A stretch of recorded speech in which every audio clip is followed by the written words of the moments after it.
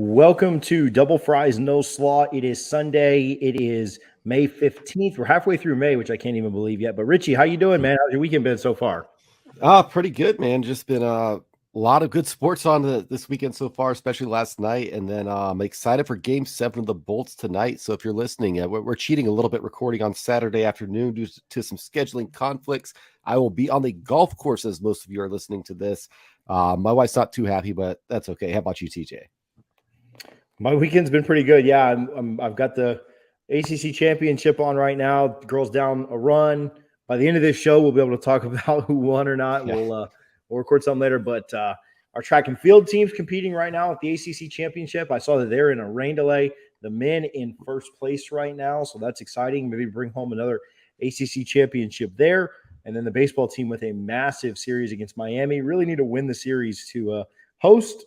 Two of those games will be done by the time we get to the end of this episode, which is pretty cool. But no, the episode won't be that long. We're just going to record something a little bit later to kind of recap it. But what we do know is that this show is brought to you by Guthrie's. You can visit both their locations at 1818 West Tennessee Street and 2550 North Monroe.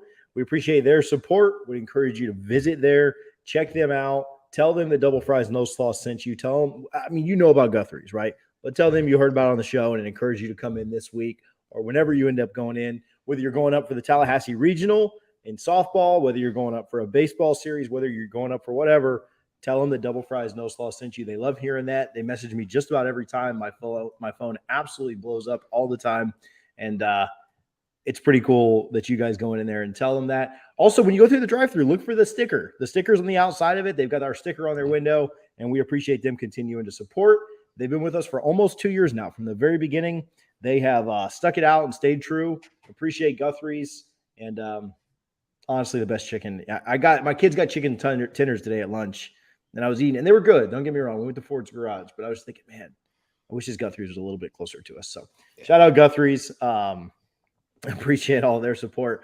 Richie, we've got a fun episode today. I want to talk with you a little bit about football. I want to talk about some expectations, really kind of what we think is needed, not only for this year, but kind of going long-term. Like what's, the Mike Norvell tenure has been improving, and we're typically pretty positive, but it's not been great. We can be pretty blunt with that. So not only what's needed this year, but what's likely needed for the tenure to be considered a success, for him to get things all the way turned around. I do think we're going in a good direction, but we'll kind of dive into that. And then we sat down with Brooke Niles. We sat down with FSU Beach Volleyball head coach Brooke Niles shortly after the team made their incredible run in Gulf Shores at the national championships. Came in as the 5 seed, made it all the way to the national championship game, had to fight through the losers bracket, and ran into an absolute buzzsaw of a team in USC. Only lost one match all year. There are some positives to take away from not only that match, but certainly the run they went on.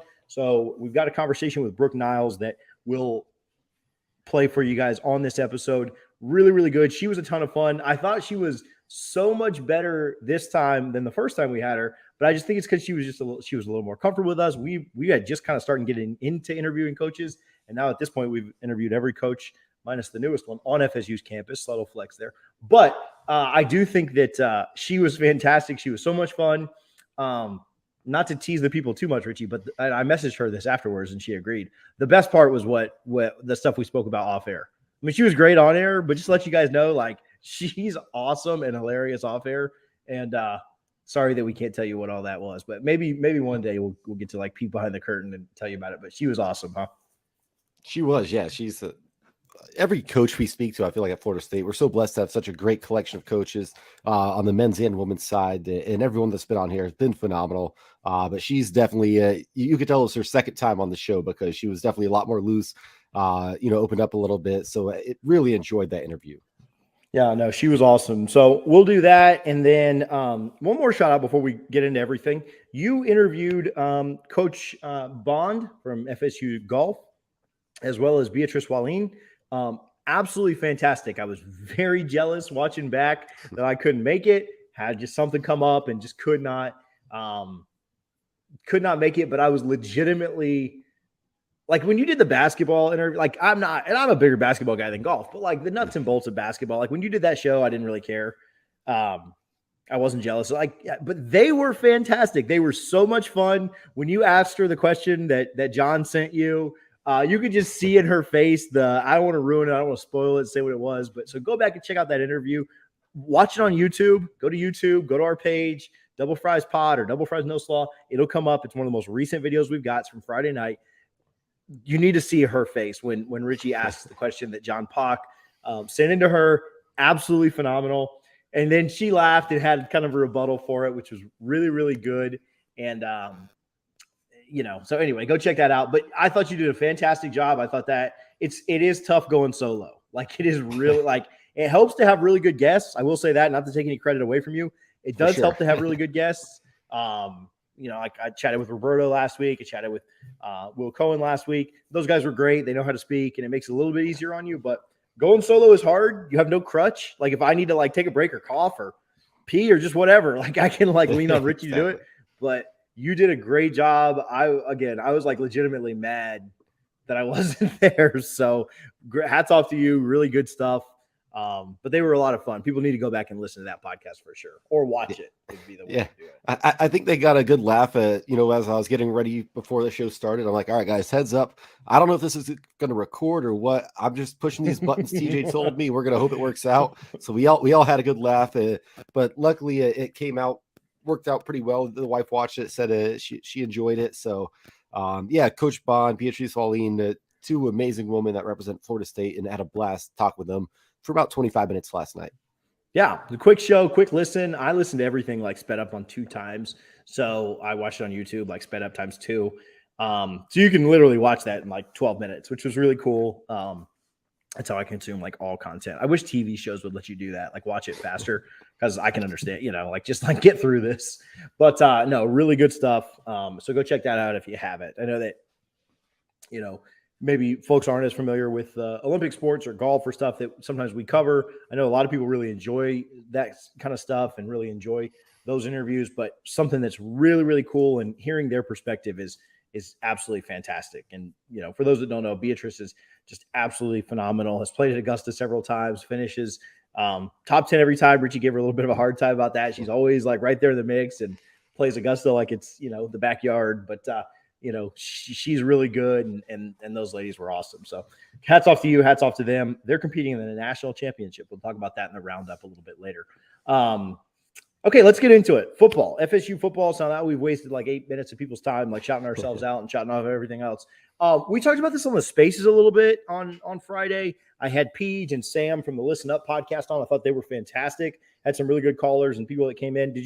Were you in there for most of it? Were you in there for a good part of the Spaces or any of it? I thought I saw you in there. Yeah, I heard most of it, and it was really good. I enjoyed it. I feel like this was one of the most interactive ones you guys have had with callers since Josh left, and just a lot of really good back and forth dialogue. Some people may have thought it was a little depressing at times, but it's the reality of where we're at right now. But I thought it was really good.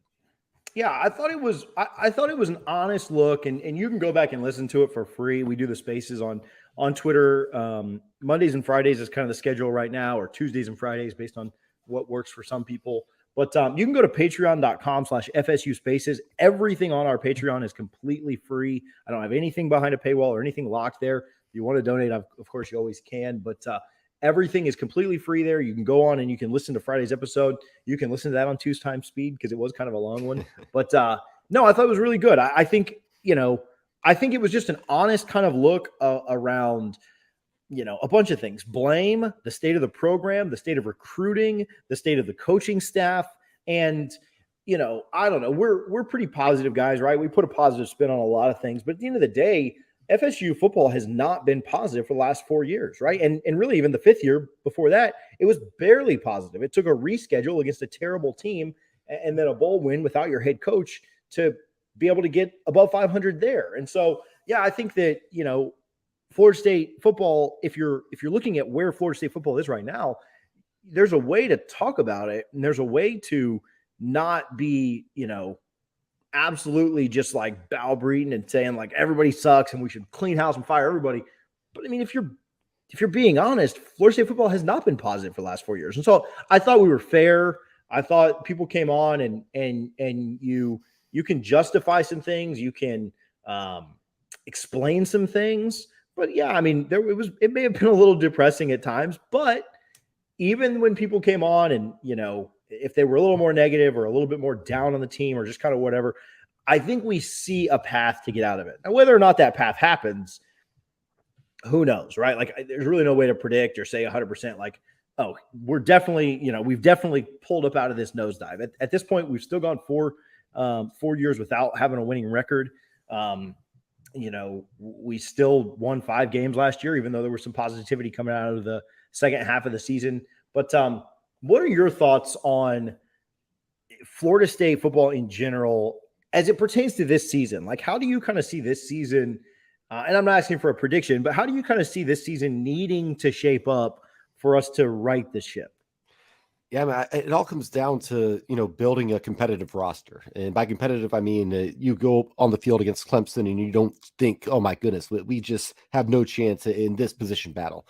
And I think you guys touched on spaces. I think the LSU game is so important for Florida State this year, not just for Florida State, more so for Mike Norvell himself. Because if he can win that one, that puts you at 2-0. And then you have Louisville and Boston College, like you mentioned, you have 4-0. Okay, now you have a chance to get back in it with some of these high 4-star guys, maybe low 5 stars, if any are still interested at that point. But that's your best hope, because if you start off a little rough again this year, even if you finish 7-5, you're not going to be able to sell anything. The easiest job right now, unfortunately, as Florida State fans, would be to be a head coach negative recruiting against Florida State, because there is that doubt. And we feel Mike Norvell's job's pretty secure right now, but Kirby Smart, Nick Saban, Mario Cristobal, they're not telling those recruits that. They're saying, hey, listen, he's had 3 straight losing seasons. If he can't get it right here, he's not going to be around. So it's easy for people to talk down on Florida State on the recruiting trail. And unfortunately, that's where things have to get fixed, is on the trail. And again, the chicken or the egg, you got to win games to make that happen. I think, 8 wins is that magic number. 7, obviously, coach will be fine. I think 6-6, he's not going to lose his job. But I think 6 or 7 wins, and you're looking at a lame duck head coach, because you're going to have a top, 23, 27 recruiting class. That's not going to cut it here. And it's definitely a big money make or break year for Coach Norvell. And the schedule sets up nicely. It's not an easy one, but it does set up really nice, about as nice as it could have, as we talked about when it got released.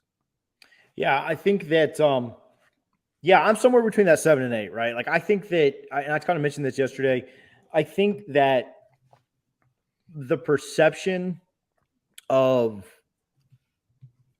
how those wins / losses happen matters, right? Like, if you, at the end of the day, you always want to win more games. And even if you win ugly, you want to win more games. But remember that Jimbo's last year, remember that 2017 year? We were like barely beating like Duke and Wake Forest on like last second heaves to Alden Tate or whoever. Like, those games were so ugly and we were skating by them, right? And don't get me wrong, like, a win's a win. Give me the wins. And so, honestly, what if I told you this, that we went, and maybe you just pick 8-4, right? Like, maybe the answer is just you take more wins. But what if I told you that we went 8-4 with 4 blowouts to LSU, Clemson, Miami, and a 4th one, NC State, right? And then all those, like, we got other wins, right? So you beat Miami and Florida, and that's fine, right? But you got blown out by Miami. So you beat Florida, but everything else was like an ugly win. Or you go 7-5 with close losses, but you lose one more game, like a Wake Forest, right? And you look good in those 7 wins. I don't know. Like, I probably just would take more wins, but like, I do think how you look matters, right? And that's where, I don't know. I don't think, like, I think the path is like 7 or 8 wins. I think if you're getting really, really technical about it, I presented like a really technical scenario. I might rather go 7-5 and look competitive than 8-4 and look like crap against the teams that actually matter, right? I don't know. Maybe not. Maybe, like, what I'm saying? Like, that's kind of a weird thing to say, that you'd rather win more games. But I guess my big point is they need to look better. And they did last year, right? Like, the only game that they weren't in was Wake Forest. And even that one, your starting quarterback's out, and they had 2 drives go down to the 10-yard line. One of them go down to the 1-yard line, right? And to start the second half, that would have cut the game to a 1-score game. So I don't know. I think how they look matters, and they did look better last year. So they just can't regress from that, right? Like I think if he doesn't get to 7, the year was a failure. I'm not saying he loses his job at 6-6, because if they go 6-6, they'll go to a bowl game and probably win that, because they'll get a pretty bad matchup and just have more talent. Not a lot of guys that I see kind of like sitting out going to the NFL. But yeah, I think if you can go 8-4 this year, that sets you up to maybe get to like that 9-10 number and be relevant the year after. If you get to 7 this year, then you're looking at like 7 or 8 wins again the next year, right? And I think if you win 7 this year and then you win 8 next year, like he's fine, right? Like you're showing progression. It's just going to take us a lot longer to get back than what you think. And can he win 8 without bringing in elite recruiting classes? I mean, essentially, the path is you get to 8 this year, decent recruiting class, and then really capitalize on that 24 class. Or this year you win 6 or 7, have to work another miracle in the transfer portal, like it seems they've done for the last 2 years. Don't get me wrong. And hope that you can kind of get more wins, but the wins have to come. So, I mean, I think we're all kind of safe with that like 7-8 number, but yeah, 8 would be massive. Because then if you go to a bowl game and get to 9, I think you can really sell 3 wins to 5 wins to 9 wins. Come here and get us over the top. Yeah, and that's what he's going to have to do. And I think, the losses do matter, because I think if it was 8-4 with 4 close losses, but it was LSU, Clemson, Florida, Miami, like how good are we going to feel? Even if we lost all those games by a field goal and won the other 8, we'd be like, well, that's the thing about college football, that makes it so different against the pros. Like if you beat your rivals, you can hang on like another year. That we used to joke that, Bobby used to let Tommy beat him in the Bowden Bowl just so he could keep his job at Clemson. Yeah, beating your rivals matters. I think, ideally you go at least 2-2 in that. And I know, well, obviously LSU is not a rival, but it's a big out of conference game. But LSU, Florida, Miami, Clemson, you go 2-2. I think 7 wins, even if you lose 5, but win 2 of those, fans will be a little more forgiving, because those are games that, they can, put a feather in their cap about, so to speak. We're still talking about 4th and 14 against Miami. And that really gave Mike, I think, an extra longer leash at that point, just beating Miami, because we hadn't done it in so long. But yeah, if you beat Miami and Florida, I mean, Clemson, you're probably not gonna. Their roster's still a lot better. But God forbid, man, if you beat LSU, Florida, Miami, Mike's gonna be sitting pretty headed into next year. We'll forget that he was ever even close to being on the hot seat. Yeah, I mean, and I think that if you beat LSU, Miami, and Florida, you could theoretically lose to Clemson, Wake Forest, and NC State. You could lose those 3 games in a row, yeah. And you really shouldn't lose more than like 1 or 2 more games, right? Like, Miami's better. Miami and LSU are better than anyone else on this. Like Clemson, Wake, NC State, Miami, and LSU. Like those are the top 5 toughest games. After that, it's probably Florida, just because it's a rivalry, but I don't even think they're that good. Like Louisville may be better than them this year. And so, you can't have a slip up, right? Like you can't have a slip up against a Georgia Tech or a Syracuse or a team that you really need to beat. You really need to beat Boston College. Jerkovich and Flowers make that one a little bit intimidating, a little bit tough. But you've got to. Honestly, I think Florida's a must-win game. I think that's the easiest out of those 4 games that you just mentioned. They're not great. Anthony, I know they think Anthony Richardson's a generational type quarterback. He's not shown that. At one point last year, I believe he had like 10 touchdowns, 10 interceptions. He's very boom or bust. And then he came in against us last year and had one nice throw, and that was it. I think they threw the ball like 7 times with him in. They literally just ran the ball. They only moved the ball with Emory there. Yeah, their best drives were with Emory Jones. He just couldn't finish them, right? And then they scored a touchdown on the drive where we fumbled a punt, right? Like they had like 35 yards to go. And so, I don't – no, I mean, Richardson could put the whole year together, stay healthy, and be really good. But you've got to beat Florida. I mean, Florida's an absolute must-win to me. Like there's no – now, obviously, if you beat Clemson, LSU, and Miami and then have a stinker against Florida at the end of the year, I mean, that's going to be – you're probably going 8-4 still then. But, like, to me, Florida's the one you have to win. Like there's no question about that, because they're not a good team. They're going to go 6-6, 7-5 this year, and you can't be the one to lose to them, right? Played them last year. 2 bad teams playing each other at the end of the year. They squeak it out by 3. You've got to be the one to win that one at home this year. Florida State should be a favorite in that game. New head coach, quarterback that can't stay healthy. somewhat like ours. But yeah, I think you've got to find a way to beat Florida. But yeah, I think again, if you can get to 8-4, the turnaround looks more defined, right? Yeah. And I don't know that I'd go as far as to say that like 7-5 makes him a lame duck, because I do think that some things kind of are breaking right for you. I think that the 2023 FSU football schedule gets, I mean, it's not like a ton easier, but I do think it gets slightly easier, mostly because Van Dyke will be gone, Leary will be gone, Cunningham will be gone, Wake's QB will be gone. You get Miami at home. You got to go to Florida and Clemson, obviously. You get LSU a little bit closer here in Orlando. So, like, pound for pound, I like our chances against LSU in Orlando more than I do in New Orleans. Not that that's much different, but that stays the same. Your out of conference stuff is still pretty easy with North Alabama, Southern Miss. BC should be easier without Jerkovich. Louisville should be easier without Cunningham. Miami should be easier without Van Dyke. Plus is at home. NC State easier without Leary. So anyway, if they get to 7 this year, could very much see a scenario where he gets to 8 or 9 the year after. And then I think we're kind of back on the right track in like second or third in the ACC.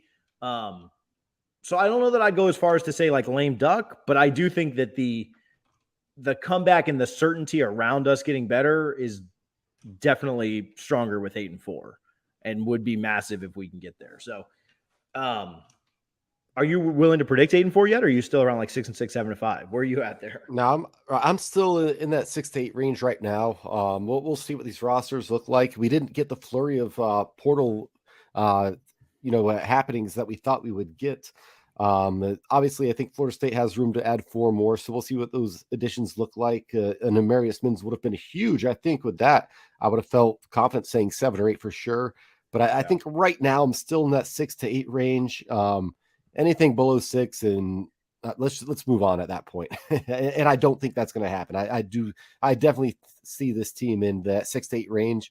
And like you mentioned, you get 8 in the regular season and then win a decent bowl game. That's 9 wins against a brand name Power 5 school in a bowl game, most likely. You could build on that. Yeah. I would be very shocked with under 6 wins. Yeah. If Travis is healthy, yes, it'd be surprising. Very. Yeah. I think that, that's a good point. If he's not under, 4-8's in play if he's not healthy. Yeah. It kind of depends on what games he's missing and when he's missing and how many. But I think that getting to, I'm stuck on 7. And if they beat LSU, then I think I move that up to 8. Because if they can beat LSU, they're going to start 2-0, and they get 2 weeks off to prepare for Louisville. And if they can, my whole thought is the way the schedule lines up, you get Duquesne first game. I hope Jordan Travis passes like 3 times and hands the ball off a billion times. I don't care if you beat them 7-0, like just win that game and get out with nobody hurt. So If you can get into the LSU game without, and this is where I think the schedule lines up well, if you can get to the LSU game without any major injuries, then you play that LSU game and you get 2 weeks off for Louisville. So even if somebody does get slightly banged up or a little bit bruised, they've got a good recovery time until that Louisville game, right? Like it's not just like 6 days later, right? So that helps a lot. And so you get that time off for Louisville and you go into Louisville, again, hopefully fully healthy. And if you can get to 3-0 right there, you come home against Boston College. Say you drop the Louisville or Boston College, 3-1 to start the year would be phenomenal. And so that's kind of where my hope lies, is the first month of the season sets up really, really well because of that week 0 game, because you get 2 weeks off after LSU in case you do get bruised, beat up, battered, injured, or whatever. And then you kind of move on for the rest of the year. October gets really tough with Clemson, NC State, and Wake Forest. That could be 3 losses. Honestly, if you can go 1-2 there, I think I'd be thrilled, because I think all 3 of those teams will be favorites over FSU. Maybe Florida State will be the favorite over Wake. But those games will be tough. And then I think the schedule finishes up really nice. You should beat Georgia Tech. You should beat Syracuse. You should beat Louisiana. You should beat Florida. Miami will be a tough one down there. But I do think that the schedule sets up nicely in the beginning, very tough in the middle with those 3 consecutive games of Clemson, NC State, and Wake. And then towards the last 5, they'll be in every single game. They have a chance to go 3-2. I mean, they really should go 4-1 in those last 5. Miami really, to me, is the only acceptable loss in the last 5 of that bunch. Not that, Miami's an acceptable loss, but I don't know, man. But so that's not negative, right? Like we were that was fairly nice of us. Yeah, I think I think the biggest takeaway is Jordan Travis has to be healthy, or Tate Rodemaker or AJ Duffy has to be ready to surprise us to a level of play that I don't think anybody is expecting out of them. But yeah, I think we're going to be a run heavy team again. Probably 55-45 run pass. But that's kind of what Mike Norvell did at Memphis too. He's always liked running the ball. He's had multiple 1,000-yard backs in a single season at Memphis. That's his bread and butter. So I'm looking forward to it. I love that we get Duquesne, a true tune-up game before we go to LSU. Like you mentioned, if we escape the Duquesne game injury-free, you're sitting really pretty heading into New Orleans, and I think we'll both be heading to that game. And I need to start looking to book a flight right now. We got our hotel set up, though. I've heard flights are insane for that game, just to let you know. Yeah, we're probably looking at $500 each round trip. Oof, that sounds terrible. That's more than I haven't really liked Pasadena. Yeah, I got a Pasadena flight for free, so that was kind of nice. So I can't really talk much crap about that, but that sounds terrible. Okay, cool. Well, we will wait and see. I'm sure we'll talk way more about like expectations and what we expect out of the season as the off season goes along. But some good conversations on the Spaces yesterday. Some good conversation here. Again, we sat down with Coach Brooke Niles on Wednesday, I think, of this week. I'm going to play that interview for you guys now. I'll be back at the very end to do a quick roundup of letting you know how FSU's athletic teams did this week and what we have to look forward to in the week coming up. But enjoy our interview with Coach Niles. She was fantastic talking about the girls and their run at the national championship. And then stay tuned after that for the weekly roundup. Richie, any shout outs before you get out of here? None today. Shout out the Tampa Bay Lightning. I'm not going to sit here and pretend like I'm a huge fan or a big fan, but of the major teams, I always like the ones closest to me. So I'm definitely looking forward to Game 7. Game 7 hockey is just fun, and we get 3 of those today. I cannot wait. Yeah, no, really, really good. I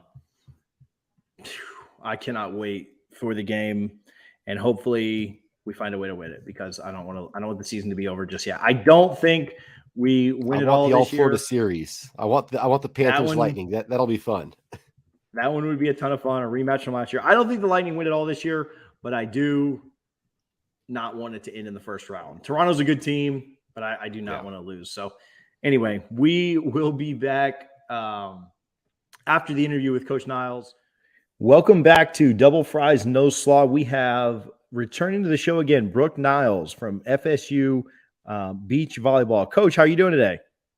Good. I'm still riding a high from the last 2 weeks. So I'm trying to relive every moment and take it all in. So I'm doing good. It was cool. Like just in getting ready for the show tonight, I very much went back through and watched some of the highlights and read some of the play-by-play and stuff. Fortunately, I have a job that I'll say makes me somewhat available to watch college beach volleyball at noon on a Thursday. So that's kind of nice. But I watched a lot of it and it was really cool to follow you guys. I mean, shout out to ESPN in their coverage and literally every court streaming. So I've got 3 TVs outside and they all 3 had you guys on it. So that was fun. And awesome. It was really cool to follow along. So want to talk with you about that. But first of all, I want to just say thank you for taking some time and chatting with us. We'll try not to keep you too long. But even before that run, I want to talk to you about this. I want to talk about the conference championship. Losing to TCU, which was kind of like a microcosm of the season, right? You lose to TCU in the regular season, and then you beat them later on. But lost to TCU in the single elimination or in the double elimination part. You get to see them again. Can you talk about just the bounce back from losing that and then losing to them the first time and then coming back and beating them in the championship match?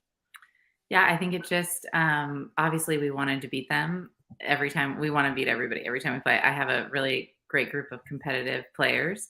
But the thing that was special about this team is they lost and they're just like, we don't care. We're going to beat them tomorrow and we're going to beat LSU. And they knew the road they had to take. Whereas past teams, I think I think it's because we lost a lot more than we normally have at this point of the year, but we'd only lost to the top 5 teams really. No. But going through those losses, normally we're just so, I think I'm not concerned about it, but the players are kind of concerned with being undefeated or only having like a few losses, like because most years we only have like maybe 3. Like I would say 3 to 5, and we had 11 losses this year. And so I think they just realize that they can rebound from those things and learn from it and get better. And they, I think, won in a cool fashion because we had never really come through the losers bracket before. Every other time we've done that in NCAAs, we never done in conference. And then when we've done it in NCAAs, we haven't responded and we've lost to teams that we shouldn't have lost to. So I thought that was really cool about this team. But our seniors that have been there with me for a while, Elena Chacon and Madison Fitzpatrick, really like set a standard and for our program. So hats off to them. And it was just like a magical 2 weeks. Yeah. And coach, you mentioned the seniors, and just talk about the sustained competitiveness of the program. I mean, 6 straight conference championships. I mean, that's not easy to do. But Florida State and Coach Brooke, you've done it. What's that mean for a program, and not just the program, but recruiting? Because obviously we saw the national championships, USC, UCLA. It seems like a West Coast thing. Obviously TCU's out there in different programs, but Florida State in the little panhandle of Tallahassee just keeps racking up conference championships under your leadership. What does that mean? That's awesome. Well, thank you for saying it's not easy to do, because I feel like people think it's really easy and it's really not. Winning anything is really hard and it takes a lot of sacrifice and commitment, but I think it's just a testament to the coaches we have and the culture and the program and the type of players we recruit. And I think we just do a really good job like peaking at that time of the year as well and training our players. But yeah, I mean, they have to be able to perform in those big moments. And sometimes there is that pressure, like we're supposed to win. And I guess this year we were supposed to win because we had won a lot in the past, but we felt like we weren't supposed to win. Like people had just counted us out because TCU had done so well at the beginning of the year. But we had some confidence because we beat them. We actually, at our last home tournament, we beat LSU and then TCU all on the same day. So we're like, hey, this is just like a couple weeks ago. We got to, one at a time and try to get better. And really in the end, all those things are great for me, but it's just to peak at national championships is the goal. And if winning conference gets us there, then that's awesome. But we have one goal in mind, and that's to win the NCAA championship. And I think I have the most second places out of anybody right now. So hopefully the more we get there, the more we'll be able to put ourselves in a winning position. Yeah. And you mentioned that, like, I think fans, especially like last year, right? Like, I don't think you guys lost a game until like the last month, or like a duel until the last month of the season, and you're just like, we're never losing. Right. And so it is hard. Right. And then to continue to be good, then it's just like expected, and like winning just becomes the standard, and people aren't even like impressed by it. Like, oh, you won the conference championship. Like very, like, oh, good job. Like that's just what we do here. Right. Like, so I do think that, especially in a year where TCU was really, really good. Yeah. LSU was ranked well, and we had lost to TCU, obviously, one time, and then in the regular season too. Like, it is impressive. And really, that's a great follow up here. Really, in like pretty dominating fashion. I know one match didn't end, and then one match we had a pretty good lead and had to concede that due to an injury. But that takes us right into the Cal Poly match. Mm-hmm. Anna and Kate didn't finish their match against TCU. I thought it was pretty fitting that they're the ones that maybe won a Cal Poly match that was a little bit closer than anybody expected, and finishing on 3. Talk about that match and them coming back too. How impressive Kate Privet is she actually broke her wrist during the TCU match at conference, and we didn't want to say anything before, but she broke a bone in her wrist, and the doctor cleared her and she taped it, but they were down 7-3 and she hadn't really practiced, and it was a quick turnaround, and they were down 7-3 in a game to 15. We were down 12-8, 9-5. And I just kept telling them that we just have to win each side. So you switch sides every 5 points in the game to 15. So you could go 5-0, 4-1, 3-2, 2-3, whatever it is, the side switch, but we just wanted to try to focus on winning each side. And and they did it. Like they won 3-2, and then we'd switch sides. And I'm like, you won that side. Like, don't even look at the score. You won that side. Like, let's just win this side. And we call Anna. Anna's a freshman. She's unbelievable, but we kept calling her postseason Anna because she just had a different level in the postseason. So she really like stepped up, and Kate got a lot of confidence, and Kate has a ton of speed. So I knew if we could get it close, we could win because we do have confidence in those situations. But it was like a remarkable comeback. We shouldn't have been there. We should have lost on Wednesday if you think about it. Yeah. So I think we were really just excited after that point and knew that we had some fighters in our team. So with which the format, you lose Wednesday, you don't get a chance to go anymore, right? Like with, you lose Thursday morning, it's a big deal, but no big deal, right? Like you get another chance. But I don't know if anybody people realized it, but I don't think people realize like, oh yeah, we were that close to just being done and then not going on the run.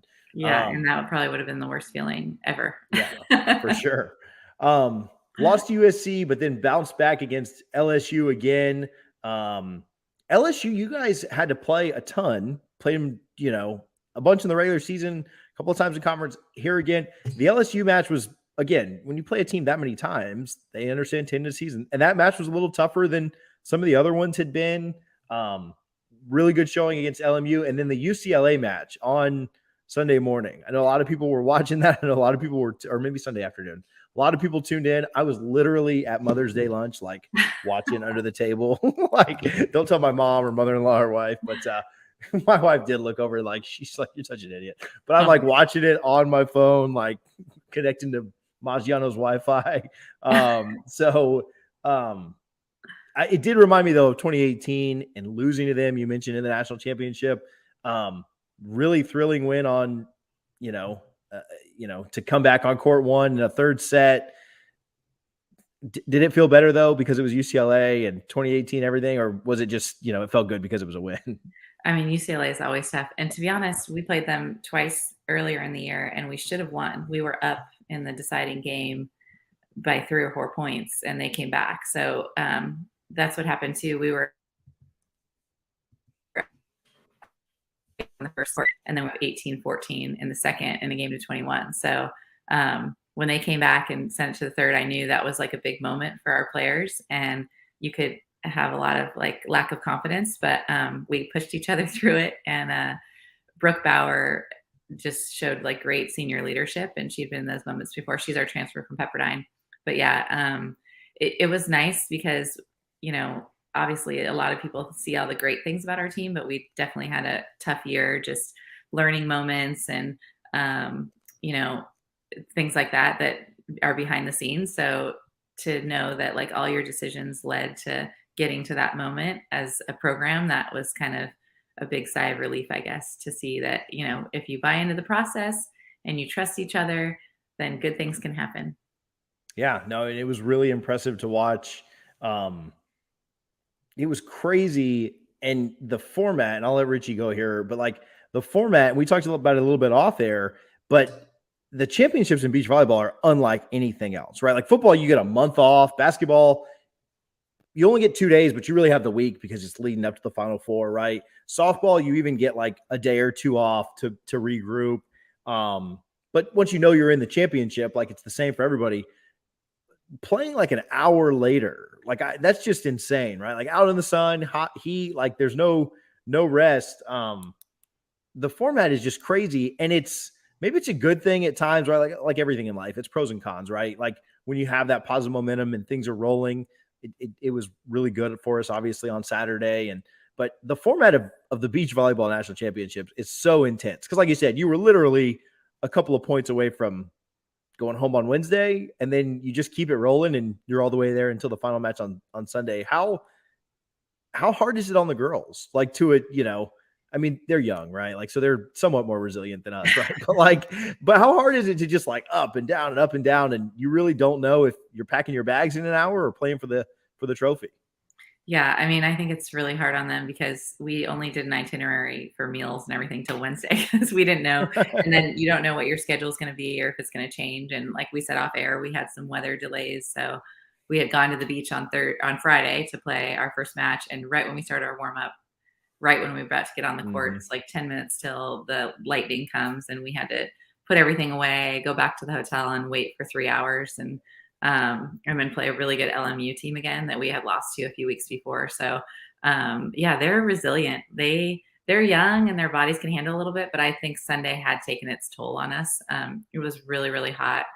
Our player, you can't sub in the national championship. So other sports, you can sub people in and give them some rest when you're up or whatever. And we can't change our lineup at all. If we do that, those players can't go back in. So I think it's definitely something we have to talk about with the popularity of the sport growing and maybe giving more of an equal playing field. But it's also the benefit of winning in the winner's bracket. You get more rest. So hopefully next year we remember that and try to win that winner's Don't bracket. lose it all. No losing. Yeah. Yeah, which is hard to do, but it's all about matchups too. And yeah, I think we had the hardest road out of any team there. We didn't have any easy games. Like with the farthest we went, no buys. Cal Poly was ranked and seated way lower than they should have been. So that was a really tough first round for us. But I think that's kind of what we needed to get through it. We just had to wrap our minds around it. We weren't going to have an easy road. And Coach, USC, they were kind of like, the Oklahoma softball this year, that just a juggernaut, unfortunate for anybody who came in their way, but their twos were really good as well. And pretty impressive that we saw Elena and Madison beat their twos twice. The only 2 times they lost the entire season. And I think more special, their final match ever at Florida State, they beat them. And that's the last memory we still have. Unfortunately, we would have loved to see them hoisting the national title trophy, but to walk off the court and say, hey, we just beat them for the second time had to be special. What did those 2 young ladies mean to the program, and how proud were you of them? Oh my gosh, I wish they were here with me still. They're amazing. They came in. Madison was like one of my first recruits. Madison had already committed here with the old coach, and so I had to like keep her and try to like sell myself. And she didn't know me at all, and was like, "Who's this girl from California telling me to stay in Tallahassee?" But and then Elena, I recruited from Indiana. I saw her play in one tournament, and I think you could see the fire in her eyes when she plays, and that's what I saw when she was 16 years old. So they've really like kind of grown up with me and 100% bought into the culture of this program. And so to see them lead their team like that, and they were down, I think maybe like 17-12 or 17-11 in that second set. Wow. And then went on a 6-1 run or something like that against a very good team that had only lost to them the day before. I mean, that's crazy. And they're undersized. They're both 5'8". Was just insane. So when their team saw them do that, I think it made them not feel tired at all. And they were ready to come out in the next round and just kind of battle and play for them. Like, those girls are so special. They could rally their team to play hard for them at any point in the season. And they were the hardest workers in the weight room, always winning the conditioning tests or anything like that. Always willing to, they were on our leadership group as well, like meet extra and have tough conversations with the players and get everybody on the same page. So I'm going to miss them so much. I can't even tell you, but yeah, just for them to go out like that was so special. And I think they're going to remember it. I haven't seen that game on TV yet. So I want to sit down and watch it with them and the coaches and just kind of relive it, because it was so awesome. The comeback was pretty incredible. And you I think we'd already lost on 4. And so you kind of knew, like, man, beating USC is daunting anyway. But like, if we go down 0-2 to USC, yeah, this is not going to be good. And so to see them fight back and win, and you're totally right. Like, I've really enjoyed Madison. She's done some like play-by-play stuff with the baseball team and then other stuff around FSU. And then Elena is easily my favorite, just because of her name. That's my oldest daughter's name too. So please tell her that. Like, she was my favorite before I ever watched the match. But you're right. Like, the fire that she has, like, I would not want to go up against her in anything. I could be like thumb war, and I'd just be like, nah, I think I'm all right. I'd probably break my wrist. But yeah, like, they were so much fun to watch. And, it was really neat to see them out there, because they, every match that they were in, even the announcer, like, you don't hear it, right? But like the play-by-play and the announcers and stuff are just saying, like, yeah, there's Elena again, right? Like, doing that, like, her fire is just unreal. So, but I will say about them too. So 2 weeks before that, we went to Cal Poly to play an event, we played Cal Poly, LMU, UCLA, and USC. They lost every single one of their matches. They went 0-4 on the weekend. And so for them to like come back and they didn't lose a match in the national championship. And I don't think they lost a match in conference. I mean, that's huge and pretty much unheard of because they are undersized and, it's hard for them to score points. Like they have to be pretty perfect and they found a way to win and compete. And I think they were everybody's favorite team there. They were like the Cinderella story of the tournament. Yeah, they were awesome for sure. But again, Elena's number one just for the name. So my wife's like seen it, like it'll come up on like suggested on Instagram or something. Like, did you know this? I was like, I knew this. It's spelled the same too. Exactly the same, yeah. Which awesome. Is rare because a lot of have to introduce them. Yeah, my daughter would think that was amazing. So, some good support out there. Michael Alford was out there. I saw Trey Cunningham stop by. What did it mean that? Alford was there, like live tweeting the whole thing, like all weekend, which was really cool. But what did it mean, to have the support out there of not only those guys but just everybody that they came out? I mean, it's so awesome. I actually saw Trey, but I didn't get a chance to say hi to him because we were going to start our match. But I've met him on campus, and he is one of the nicest people I've ever met in my entire life. And everyone like has such amazing things and to say about him. And plus, he's been so successful. I kind of want to pick his brain on how he's so fast and and agile, and maybe transfer that to the beach game. But I think it's just a testament to what kind of place Florida State is. Like, I mean, sometimes I think we think, oh, we're just the beach team, but everybody wants us to have the same standard as all the other teams on campus and supports us. I mean, I got so many texts from all different coaches and people at Florida State that were watching and cheering on our team, and also ones that have helped our student athletes throughout their entire careers. So it was really special. And Gulf Shores is only like a 4-hour drive away from Tallahassee. So if you haven't experienced it, it is one of the best championships to go to just because it's such a beautiful beach and everything's right there. And we do have a big following. But yeah, that was really special. I know for our players to have all that support and people care about them. So Trey came on. You're right. He's awesome. Obviously Michael's been on there a ton, but Trey did come on. And then like 2 or 3 days later, he went and got a gut box. So I know we talked about this the last time. So I don't know if you've had Guthrie since the last time you were on, but I think that's what makes Trey so fast and like so good is that he's like that. I'm not saying that'll put us over the top, but that might actually be what puts us over the top. If it's that elite diet,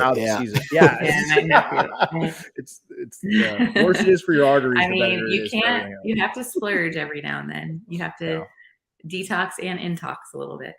Absolutely, yeah. He did that after his national championship, after the hurdles. I think that's probably a wise move. So, well, I know you're busy. We'll let you go after this, but I appreciate your time. Now, I mean, it never really stops, right? Recruiting never really stops, but obviously it probably picks up, pretty heavy out of season now. You talked about, finishing second a few times, right? 3 times in the national championship. I'm not sure if you're aware of this, but do you know that Florida State you probably do know this, since 2016 in the national championships, Florida State's the only non-California team to even make the national championship. Like it's been Pepperdine, USC, and UCLA every time that we haven't been there. How much does that help, right? In drawing kids to this coast, right? Like kids that maybe want to do something a little bit different, maybe want to get out of California. You obviously lived that as well, but coming this way, how much does that help in recruiting, and how wild is recruiting going to tick up over the next few months for you? Yeah, I mean, still recruiting's growing. Like I'm going to Virginia Beach this weekend to do a USA high performance camp and coach the U17s, but most of those kids are from the East Coast. So if we can keep those kids and get them to come to Florida State, but unfortunately still there's like a pull of the USCs and UCLAs, but I think we develop players really well and we have a great coaching staff. And I think some of those schools sometimes like to get all the kids they can so they don't go anywhere else. So I think with this transfer portal too, that might open people up to experiencing something different.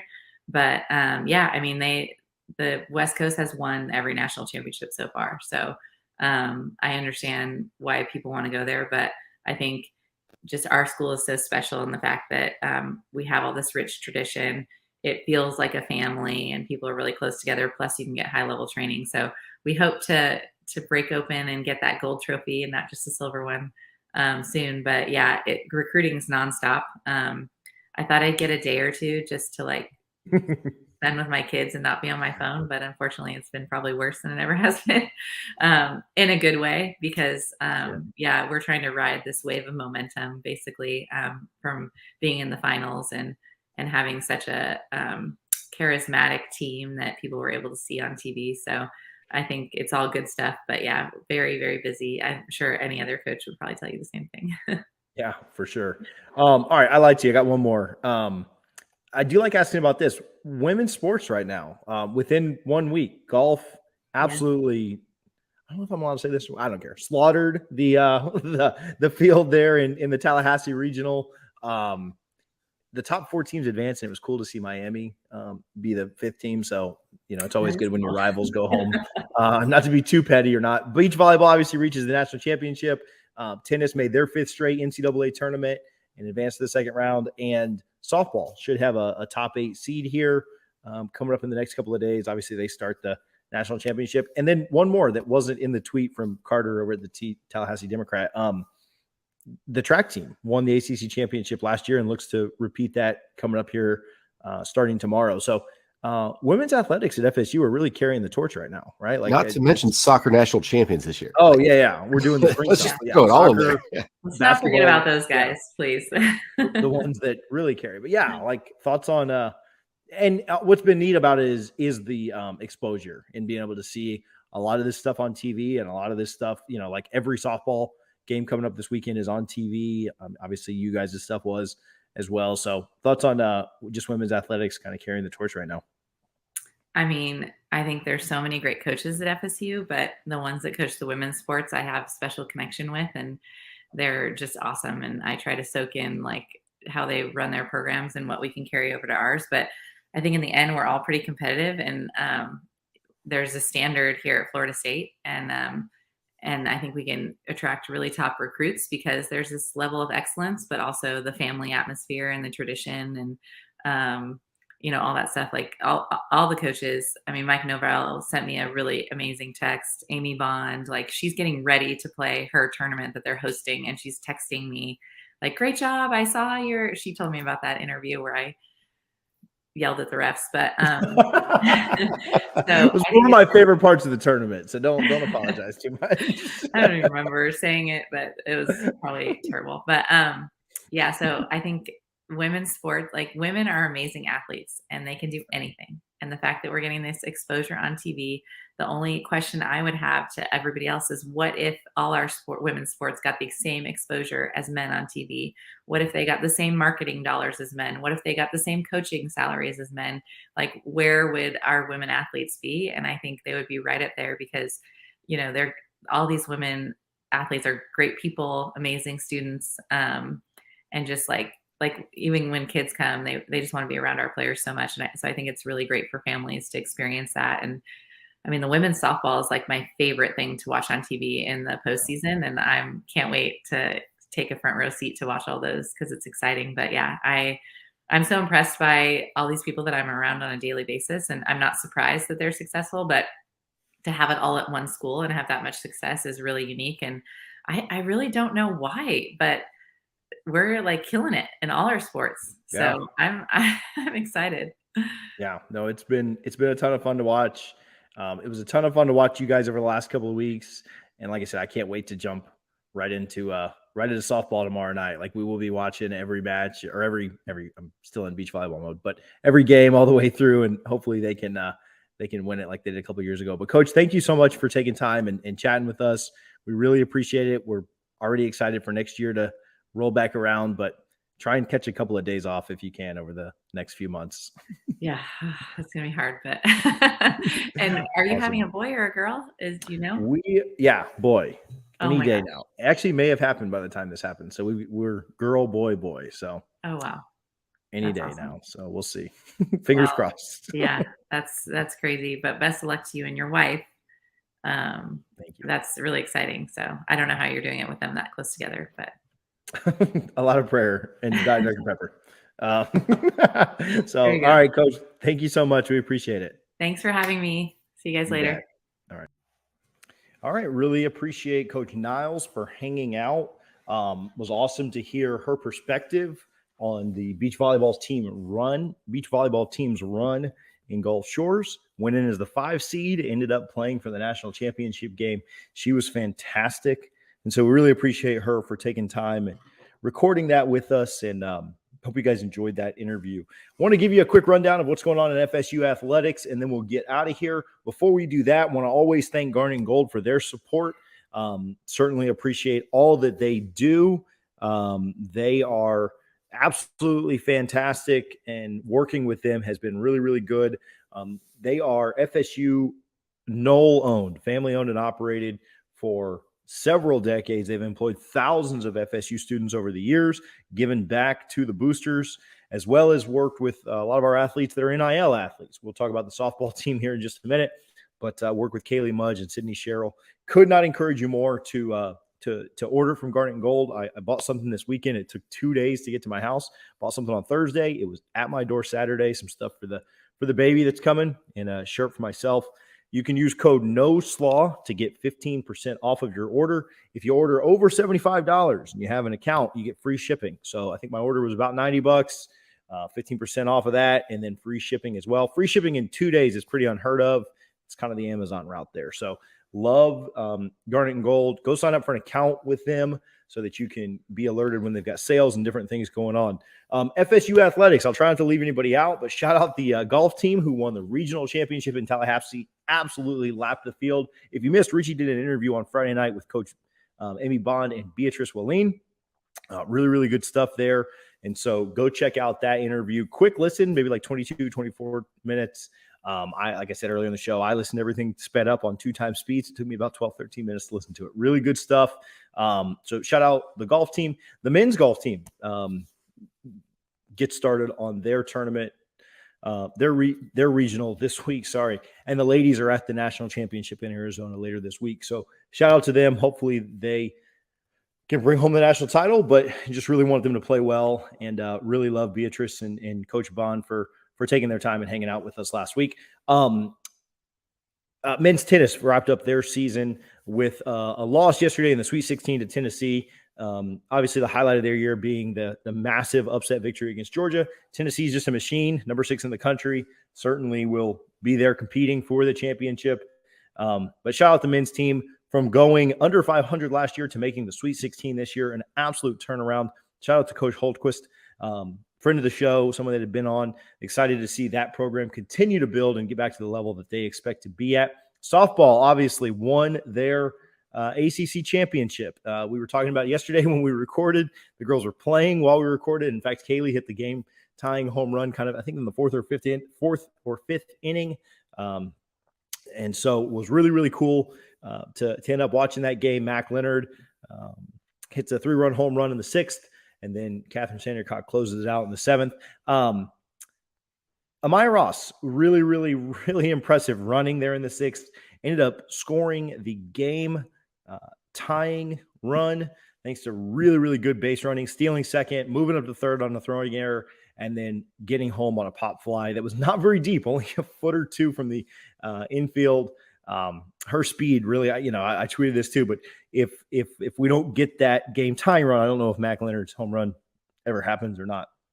So shout out to the entire team for winning the ACC championship. Would anticipate that they will be the number 2 or 3 overall seed. I do think that them winning the championship and Virginia Tech losing in the semifinal will probably put FSU ahead of Georgia Tech. Virginia Tech, even though Virginia Tech had the 2-1 series win over the Noles. I think that winning your championship has to matter.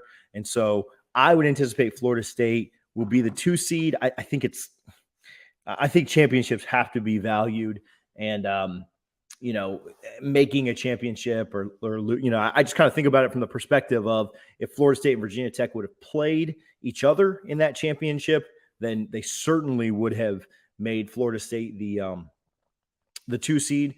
So you have to hold up that same logic, that same standard, and you have to put Florida State as the 2 seed because they actually made the championship and won it. You can't reward Virginia Tech for losing in that semifinal. And so Virginia Tech, yeah, it has to drop in that situation to me. I don't know if they drop out. I think they might just end up still being the 3 seed.